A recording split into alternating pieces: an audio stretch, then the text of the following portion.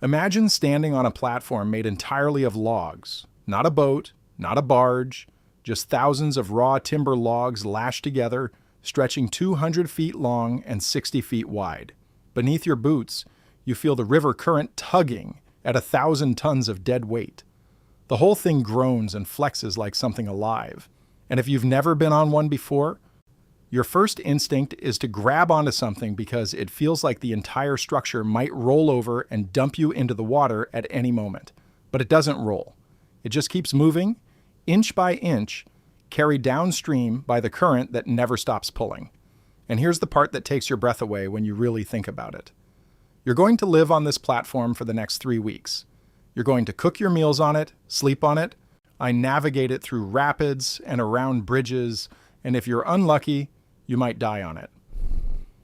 Thousands of men did exactly that. This was the reality of the log raft men. The rivermen who spent weeks at a time riding floating timber cities down America's waterways, delivering the raw material that built a nation. They didn't have engines. They didn't have tugboats. They had poles, oars, chains, and an understanding of river currents that took years to develop. And the thing that gets me about this story is how completely it's been forgotten. We remember the cowboys who drove cattle across the plains. We remember the railroad workers who laid track through mountains. We tell stories about miners and pioneers and all the other iconic figures of the American frontier. But the men who moved billions of board feet of lumber down rivers, who lived for weeks on floating platforms that could disintegrate without warning and scatter them among thousands of tumbling logs, those men have mostly vanished from memory. Their names aren't in history books. Their faces aren't in Western movies. They just did the work, and then they died, and then we forgot. So let's bring them back. Let's talk about what it actually took to ride a 1,000-ton log raft down a river in the 19th century. To understand what these men did, you first have to understand the problem they were solving. By the mid-1800s, America was expanding westward at a pace that's hard to comprehend today. Cities were rising from nothing. Chicago went from a trading post to a metropolis in a single generation. Railroads were pushing across the continent, requiring millions of wooden ties. Factories needed lumber for construction. Farms needed lumber for fences and barns. The demand was insatiable, and it was growing every year. The forests of Maine, Wisconsin, Minnesota, Michigan, and the Pacific Northwest held the timber. Enormous stands of white pine and Douglas fir. Trees that had been growing for centuries, standing ready to be cut. But the sawmills and cities that needed that timber were hundreds of miles away, sometimes thousands of miles. There were no trucks. The railroads hadn't reached the deep forests yet, and even where rail existed, it couldn't carry the volume required. A single sawmill might need 500,000 board feet of timber every week. How do you move that much wood across that much distance? But there were rivers, the Mississippi and its vast network of tributaries, the Connecticut draining New England, the Susquehanna flowing through Pennsylvania, the Columbia cutting through the Pacific Northwest, rivers that flowed from the great forests toward the cities and ports where lumber was desperately needed. And so the lumbermen looked at those rivers and asked a question that sounds insane when you really think about it. What if we didn't just float individual logs downstream one at a time? What if we lashed thousands of them together into a single massive structure and rode it down like a ship? The log raft was born from that question. And over the next 50 years, it became one of the most ambitious, dangerous, and overlooked engineering achievements of 19th century America. We're talking about structures that carried over 1,000 tons of cargo with no power source except the current. Structures that had to survive rapids, floods, bridge passages, and storms, while being steered by nothing more than wooden oars and the skill of the men who manned them. Building one of these rafts wasn't like stacking firewood on a dock. It was precision engineering disguised as brute labor. And the men who did it had developed techniques over generations that worked with the physics of moving water rather than fighting against them. The foundation of every raft was the crib. A crib was a rectangular section of logs, typically 16 feet wide by 32 feet long. These dimensions weren't arbitrary. They were standardized across the industry because they'd been tested and proven through decades of trial and error. 16 by 32 was large enough to be stable in the water, but small enough to maneuver and handle during assembly. The logs within each crib were arranged in parallel rows, 2 or 3 logs deep, depending on the timber's diameter and the water conditions expected on the route. The logs were bound together using boom chains, heavy iron chains that wrapped around the outside of the crib and cinched it tight like a belt around a waist. The chains were locked with coupling links, or a specialized hardware that could be released quickly in emergencies. And emergencies happened often enough that quick release was essential. Inside the cribs, the logs were held in place with cross ties and grub pins. The cross ties were smaller logs laid perpendicular to the main timbers, creating friction that kept everything from sliding. The grub pins were wooden pegs, usually oak or hickory, driven through bored holes that locked the cross ties to the main logs. A single crib was just the building block. A raft might contain anywhere from 20 cribs to over 100, depending on the scale of the operation and the depth of the river. The real craft was in joining those cribs together into a complete raft that could travel hundreds of miles without falling apart. The cribs were lashed side by side and end to end, using more boom chains and rope cables made from manila hemp. The connections had to be tight enough to hold under tremendous pressure, but flexible enough to let the raft bend with the current. Here's why that mattered. A raft that was too rigid would snap apart on the first sharp bend of the river. The physics are simple. When a 1,000-ton structure hits a curve, the outside edge is traveling faster than the inside edge. If the structure can't flex to accommodate that difference, the stress concentrates at the connection points and something has to give, usually the chains. Once one chain goes, the stress transfers to the neighboring connections and you can lose the entire raft in minutes. Too loose, though, and the raft would shed cribs like a snake shedding skin. Logs would work free from the outside edges and float away downstream, reducing your cargo and creating hazards for anyone behind you on the river. The solution was built-in articulation. The men who designed these rafts understood something that modern engineers would immediately recognize. The structure needed to breathe. It needed to absorb shock and flex with the water rather than fighting against it. They achieved this using what they called running boards, long planks that stretched the length of the raft and allowed different sections to pivot slightly in relation to each other. The running boards created hinge points where the raft could bend without breaking. The result was something like a segmented snake, each section responding to the water independently while still holding together as a single unit. On a big raft, the running boards might stretch over 300 feet. They had to be placed precisely in locations where the natural stress of river navigation would concentrate. Too many running boards and the raft became too flexible, hard to steer and prone to jackknifing and fast current. Too few and you were back to the rigidity problem. And getting it right required experience, and the lead builders on these operations were highly respected. They earned more than the regular crew because the entire operation depended on their judgment. On top of this timber foundation, the crews built structures that turned the raft into a floating work camp. A cooking shanty sat near the center of the raft. It's positioned there because the center was the most stable location and because fire was the greatest danger to a structure made entirely of wood. The shanty was a small building, maybe 8 feet by 10 feet, with rough plank walls and a sloped roof to shed rain. Inside the cooking shanty was the sandbox stove, and this device deserves a moment of attention because it represents the kind of practical genius that these men developed out of necessity. So the sandbox was exactly what it sounds like, a wooden frame about 3 feet square filled with several inches of sand. On top of the sand sat a sheet iron stove where the cooking actually happened. The sand served as insulation between the fire and the logs beneath.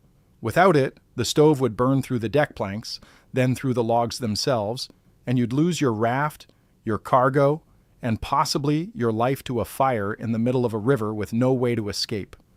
The cook on a raft crew was a critical position. He had to prepare 3 full meals a day for anywhere from 8 to 40 men, depending on the raft's size. He did this on a stove that was constantly moving, using ingredients that had to last for weeks without refrigeration. Salt pork, beans, dried fruit, coffee, hardtack. the same food you'd find on any frontier operation, prepared under conditions that made frontier cooking look easy. Near the cooking shanty stood the sleeping quarters. These were called sleeping shanties, or sometimes just the shanty, and they were primitive even by 19th century standards. Wooden bunks stacked 2 or 3 high with straw mattresses that quickly became infested with lice and bed bugs. There were no windows, just gaps in the planking that let in cold air and rain. The men slept in their clothes because there was nowhere to store anything else, and because they might be called to work at any moment. Some of the larger rafts, particularly those operated by the bigger lumber companies, had additional structures, a pilot's cabin with slightly better accommodations, a small store called a wanigan where crew members could buy tobacco, whiskey, and other supplies on credit against their wages, pens for livestock. Chickens were common because they could survive the journey and provided fresh eggs and meat. Pigs appeared on some rafts for the same reason. If you'd seen one of these rafts coming around a river bend in 1880, you might have thought you were looking at a small floating village. Smoke rising from the cooking shanty chimney. Men moving around the deck doing various tasks. Laundry hanging from lines strung between the shanties. Dogs barking. Chickens pecking at grain scattered on the deck. It was a self-contained world, moving at 3 or 4 miles per hour toward a destination that might be weeks away. But here's what separates a floating village from a log raft. The village stays in one place. The log raft had to be steered, and steering 1,000 tons of timber down a twisting river with rapids, sandbars, bridge piers, and other rafts coming the other direction. That was where boys became men, and where men sometimes died. The primary steering tool was the sweep oar, and these weren't the oars you're picturing from a rowboat or a canoe. A sweep oar on a major river raft could be 50 feet long. The shaft was typically made from a single white pine log, carefully shaped and balanced. The blade at the end, the part that actually moved water, might be 12 feet wide and made from heavy oak planks bolted together. The whole thing could weigh over 500 pounds. Rafts typically carried one massive sweep at the bow and another at the stern. The bow oar provided the initial direction, angling the front of the raft toward the intended path. The stern oar controlled the back end, keeping the raft from swinging wide on turns. Both oars were mounted on tall wooden posts, called oar pins, and they pivoted in place so the crews could swing them from side to side.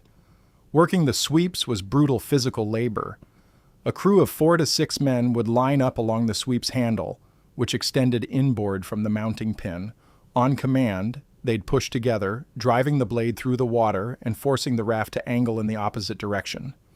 Then they'd pull back, repositioning for the next stroke.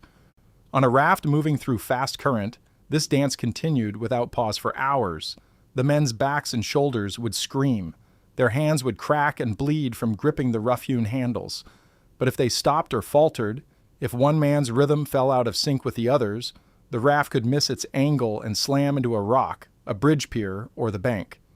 The sweeps were just part of the navigation system. Raftsmen also used pike poles, long wooden poles with iron tips that could be jammed into the riverbed or used to push off from obstacles. A standard pike pole was about 16 feet long, made from ash or hickory for strength and flexibility. The iron tip had a point for digging into the riverbed and a hook for grabbing logs or debris.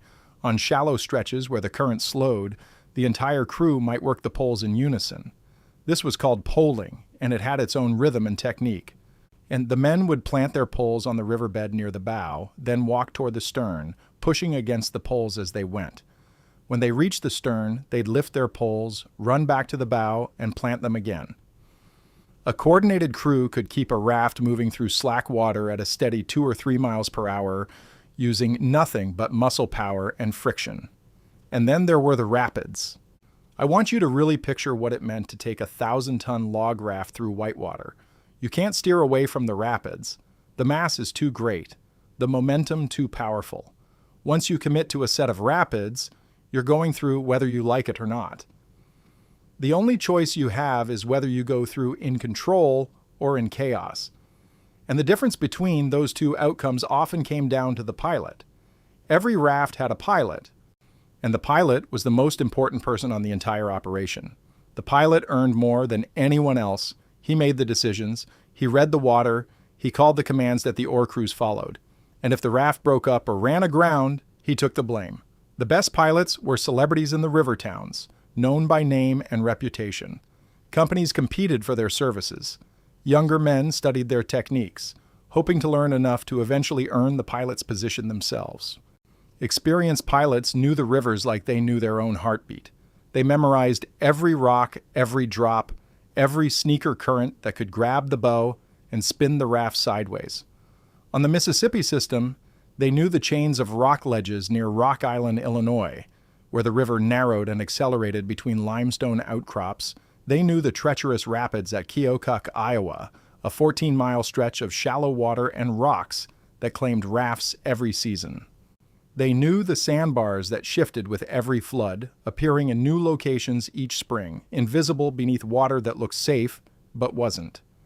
On the Connecticut River, pilots knew the falls at Bellows Falls, Vermont, where the river dropped through a rocky gorge that was impassable for large rafts. They knew every portage point, every place where rafts had to be broken apart, carried around obstacles, and reassembled below. On the Columbia River, they faced the terror of the Cascades, miles of continuous rapids that had killed Native American canoeists for thousands of years, and continued killing raftsmen throughout the 19th century. The technique for running rapids came down to timing and angle. The pilot would study the water from the raft, reading the surface for signs of what lay beneath. A smooth V pointing downstream meant safe passage between rocks, the current flowing cleanly through a gap. A standing wave that didn't move meant a submerged boulder, and water piling up against the obstruction and then rolling over. A boil on the surface, water swelling upward and then subsiding, meant something below deflecting the current.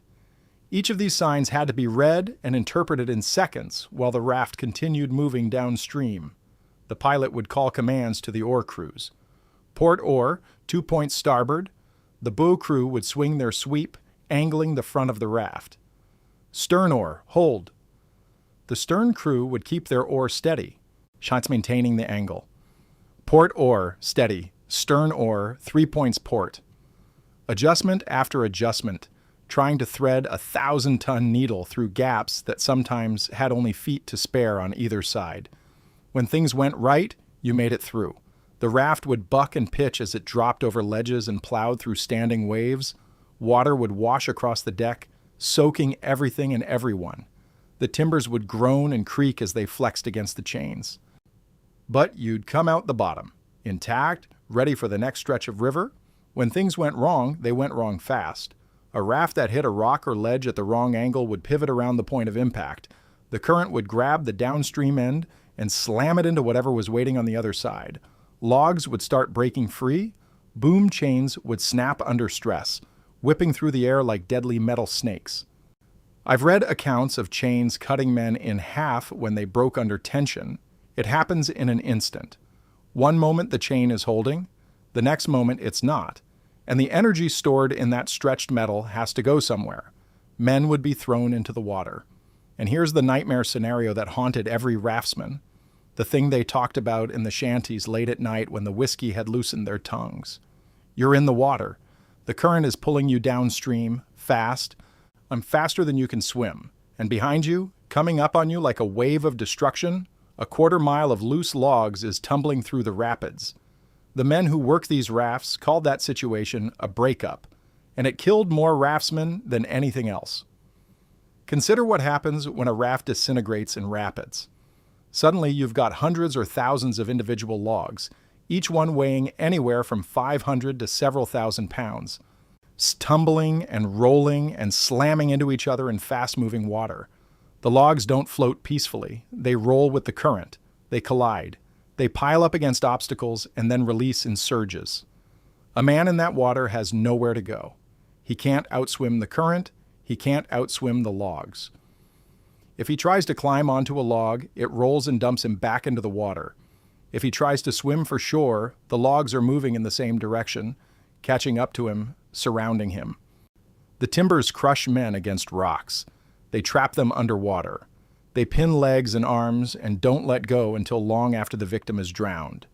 Some bodies were never recovered. They were carried downstream and deposited somewhere in the backwaters, or they sank to the bottom and stayed there, weighted down by waterlogged clothing and boots. The historical records are filled with these deaths, often recorded with a casualness that's chilling to modern readers. In 1889, a raft breakup on the Chippewa River in Wisconsin killed 4 men whose names weren't even recorded in the newspaper account. They were just listed as 4 hands lost. Their families learned what happened through word of mouth, if they learned at all.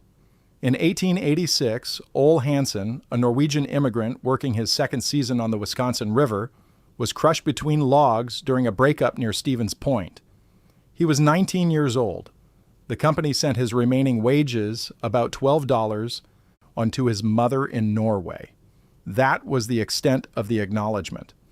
In 1883, the entire crew of a raft navigating the Des Moines Rapids of the Mississippi, 6 men, vanished during a nighttime run through fog and fast water. The pilot had decided to push through rather than tying up for the night, either because he was behind schedule or because he'd run those rapids 100 times before and thought he knew them well enough to do it blind. The raft was found scattered along miles of shoreline in the days that followed. The logs were eventually salvaged. The men were never recovered. 6 families learned that their husbands, fathers, sons, or brothers had simply disappeared into the river and wouldn't be coming home. These weren't unusual events. They were the cost of doing business. The lumber companies knew that a certain percentage of rafts would break up. A certain percentage of crews would die, and they built those losses into their calculations. Insurance covered the lost timber. The dead men were replaced by new recruits willing to take the risk for frontier wages, but the men kept signing on. Because the pay was good by frontier standards, about $2 a day plus room and board, more than a factory worker earned and considerably more than a farm laborer. Because the work had a brotherhood to it, a sense of shared danger that created bonds between men who might otherwise have had nothing in common. And because for some of them, there was nothing else. Many of the raft crews were immigrants, Scandinavians and Germans primarily, who'd come to America with nothing and found that their willingness to do dangerous work was their only marketable skill. These men would spend the logging season in the North Woods, felling trees with axes and cross-cut saws, on living in camps that were barely a step up from the medieval period. Then, when spring came and the rivers rose with snowmelt, they'd ride the rafts downstream, spending weeks on the water before reaching the sawmills. Then they'd sign on with a steamboat or a keelboat and ride back upriver, maybe 1,000 miles, to do it all over again. The routes these men traveled became the arteries of American lumber commerce, and the distances were staggering. On the Mississippi system, which included tributaries like the Wisconsin, Chippewa, St. Croix, and Minnesota rivers, rafts would travel from the pine forests of northern Wisconsin and Minnesota all the way to sawmill towns like Rock Island, Davenport, and Burlington. Some continued even further to St. Louis or beyond, carrying lumber that would eventually be shipped down to New Orleans and loaded onto ocean-going vessels. A raft leaving Chippewa Falls in northern Wisconsin and heading for St. Louis was looking at a journey of over 700 miles, at an average speed of maybe 4 miles per hour with the current, faster through chutes and rapids, slower through slack water where the crew had to work the poles. That was a trip of 3 weeks or more. 3 weeks of living on that floating platform, 3 weeks of cooking on a sandbox stove while the deck swayed beneath your feet. 3 weeks of sleeping in a shanty that rocked with every wave and leaked when it rained. 3 weeks of watching for sandbars and snags and praying you didn't hit fog at the wrong moment. Fog was a killer on the rivers because it came without warning and made navigation impossible. A pilot needed to see the water ahead to read the current and avoid obstacles. In fog, he was blind. The raft kept moving, carried by the current, and there was no way to stop it. The only option was to try to tie off to the shore, but that required finding the shore first. And finding it without running the raft into the bank or into submerged rocks or into another raft that might be tied up just ahead. The crews rotated through shifts around the clock because the raft never stopped. It couldn't stop. There were no brakes on a log raft, no way to slow it down or hold it in place except by tying off. During the day, the full crew worked navigation and maintenance. At night, a skeleton crew kept watch while the others slept. The watch crew's job was to keep the raft in the channel, to call out obstacles, and to rouse everyone if something went wrong. Given the consequences of failure, it's remarkable that anyone managed to sleep at all. On the Connecticut River, which drained the forests of Vermont and New Hampshire, rafts traveled from the upper reaches near the Canadian border down to markets in Hartford, Connecticut, and beyond.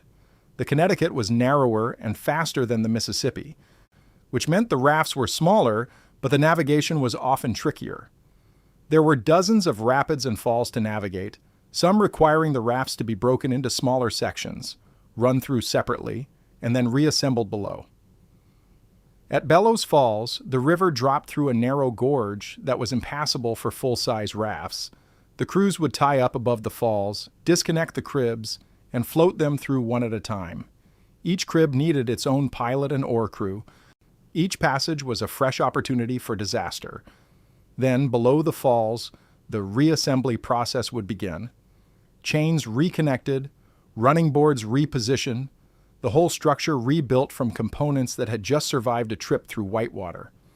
But the most dramatic raft journeys of all happened on the Columbia River in the Pacific Northwest.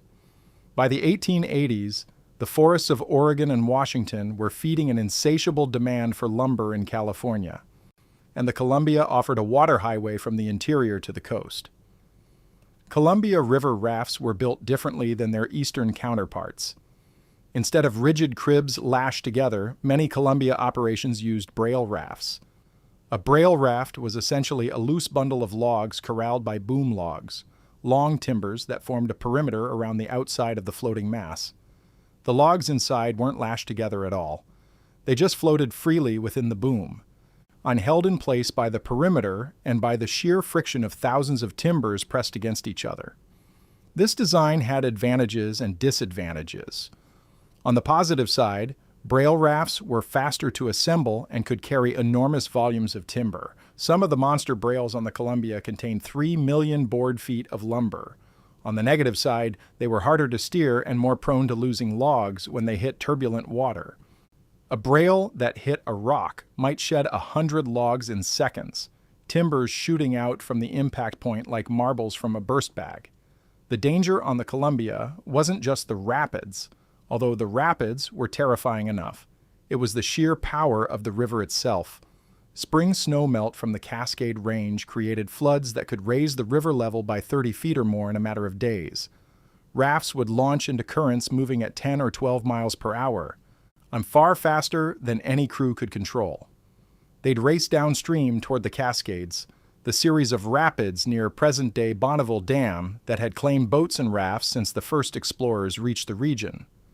Running the Cascades was the Columbia raft pilot's ultimate test. The water dropped 60 feet over 4 miles through a channel filled with boulders, whirlpools, and standing waves that could swallow a small building. Pilots who knew the run would tie themselves to the steering oars so they wouldn't be thrown off when the raft bucked and pitched through the worst sections. Crews would lash down everything that could move, then hold on and pray. In 1894, a massive Columbia River flood created conditions that were almost impossibly dangerous. A pilot named Frank Campbell took a braille raft of over 1 million board feet through the Cascades during the flood crest. So the raft was moving at an estimated 15 miles per hour when it hit the first drop, faster than any horse could run. Campbell stood at the stern oar, calling commands to a crew that could barely hear him over the roar of the water. They made it through, but barely. When they reached calm water below, Campbell discovered that the raft had lost nearly 1/3 of its timber, scattered along the rapids and churned to pulp against the rocks. He'd survived, but he told a newspaper reporter afterward that he'd never run the Cascades in flood again. Some things, he said, are just asking God for trouble. Here's what I find remarkable about all of this. Despite the danger, despite the deaths, despite the hardship of weeks on the water with minimal shelter and no way to escape, the system worked. It worked extraordinarily well for over 50 years. Between 1840 and 1915, Log rafts move billions of board feet of lumber down American rivers. Wait, that's not an exaggeration. Billions. The scale is almost impossible to comprehend today. At the peak of the industry in the 1880s and 1890s, the Mississippi alone saw hundreds of rafts per season, some measuring over 1 million board feet each. The town of Beef Slough, Wisconsin, where the Chippewa River meets the Mississippi, became one of the largest lumber distribution points in the world. Rafts would line up there waiting for their turn to head downstream, stretching for miles along the shore. The economics were compelling. A raft could move lumber at a fraction of the cost of any alternative. There was no need to build expensive infrastructure like canals or paved roads. No need to buy and maintain expensive equipment like steamboats or locomotives. Just chains, ropes, skilled labor, and the free power of moving water. The lumber companies made fortunes. The raftsmen made wages. And America got the timber it needed to build cities from Chicago to San Francisco. The lumber from those rafts became the houses of the Midwest. It became the railroad ties that carried trains across the plains. It became the telegraph poles that connected the coasts. It became the packing crates that shipped goods around the world. Every stick of timber that floated down those rivers had been cut by hand, assembled by hand, and delivered by men riding platforms of their own cargo into the unknown. And then, almost overnight, it ended. The same railroads that log rafts had helped build eventually killed them. As rail lines pushed deeper into the timber regions, it became cheaper and faster to load lumber onto flat cars and ship it by train. You didn't need skilled pilots. You didn't need 3-week journeys. You didn't lose men to rapids or rafts to breakups. You just loaded the wood at the mill and shipped it wherever it needed to go. The last major log raft on the upper Mississippi floated downstream in 1915. The final Connecticut River raft went down around the same time. By the 1920s, the great era of log rafting was effectively over. The men who'd spent their lives reading rivers and riding timber had to find other work. Their skills became worthless in a world of trucks and trains. The knowledge they had accumulated over generations, knowledge about currents and angles and the precise way to lash 1,000 tons of timber together so it wouldn't fall apart, all of that began to die with them. Some of them tried to pass on what they knew. In the 1930s, as part of the WPA's Federal Writers Project, interviewers tracked down the last surviving raftsmen and recorded their memories. By then, these men were in their 70s and 80s, ancient by the standards of a generation that had lived hard. They talked about the brotherhood of the rafts, about the terror of night runs through fog, about friends lost to breakups and rapids. They talked about the pride they took in their work, even as they acknowledged that the work had been brutal and often deadly. One old raftsman named John Nichols, interviewed in Wisconsin in 1938, put it simply. He said the river was his home for 30 years. He knew every bend of the Wisconsin and Chippewa, every rock, in every place where the current would grab you if you weren't paying attention.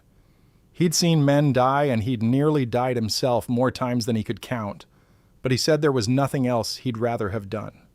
The river was in his blood, he said, and riding those big timber rafts was the closest thing to flying that a man on the ground could ever know. Another raftsman, August Derleth from Sauk City, Wisconsin, told his interviewer that the worst part of growing old wasn't the aches or the loneliness. It was knowing that everything he'd learned, everything he was good at, no longer mattered to anyone. Kids today, he said, and this was in 1936, kids today don't even know what a log raft was. They've never seen one. They'll never see one.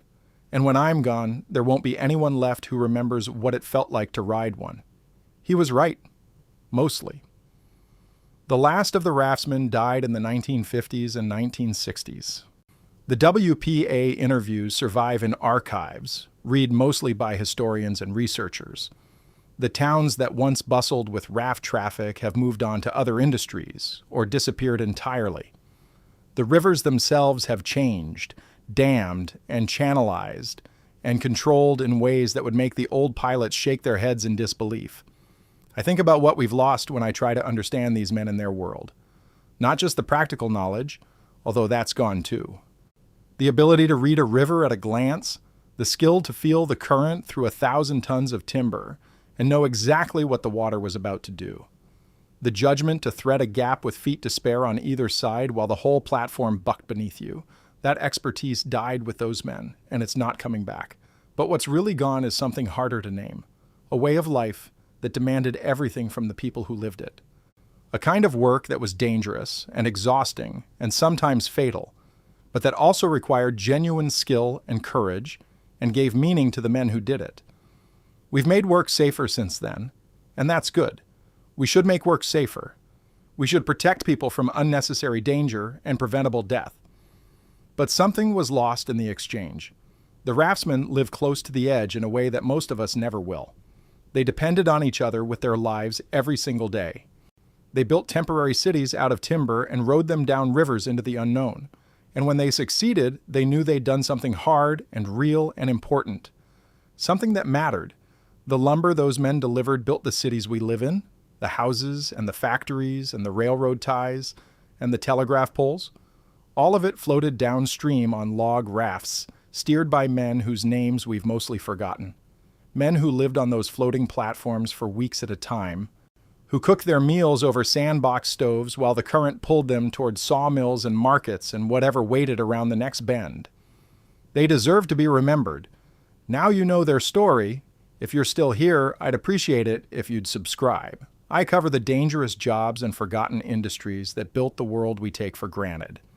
Every week, there's a new story about the men and women who did work that we've since decided is too hard, too dangerous, or simply not necessary anymore. If you want to see how other groups of workers risked everything to move America's raw materials, there's a video on screen right now about the men who drove cattle across 1,000 miles of open range. Same era, same level of danger, same debt that we owe and rarely acknowledge. Thanks for watching. I'll see you in the next one.